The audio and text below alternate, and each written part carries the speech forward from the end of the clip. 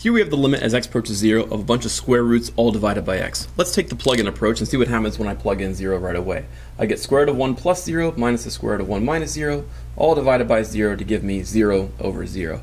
0 over 0 is one of these special forms that tells us we either need to factor, multiply by a conjugate over conjugate, or get a common denominator, or simplify in some other way in order to make the limit do what we want it to do. This, the existence of square roots inside my limit, indicates that I want to be using the conjugate over conjugate method. So watch carefully as I multiply the top and the bottom of this fraction by the conjugate of the numerator here. Now, why the numerator? Why not the denominator? Well, the numerator is the only thing that has square roots in it, so it has to be the numerator. But the conjugate is the same exact expression that we see here, but with a plus instead of a minus. So you just change the sign of whatever we see here. Here we see a minus, so we're going to be changing that to a plus. We're going to say multiplied by square root of 1 plus 2x plus square root of 1 minus 2x, all divided by the same exact thing. So square root of 1 plus 2x plus square root of 1 minus 2x. So we've got a lot of multiplication to do here, but it's actually going to come out to be quite nice because multiplying by a conjugate makes things easy. When I FOIL out this top, my numerator, this times this gives me 1 plus 2x.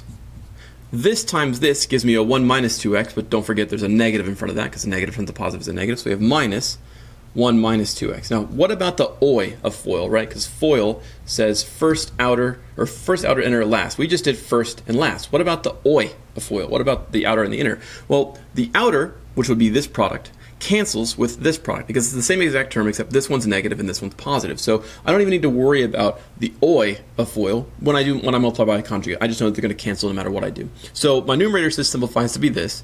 My denominator I'm actually going to leave as x times square root of 1 plus 2x plus square root of 1 minus 2x. Don't distribute the x through. I'm going to leave that for reasons you'll see in a second. But in general, you tend to not want to multiply the x into a bunch of square roots like this. Leave it factored.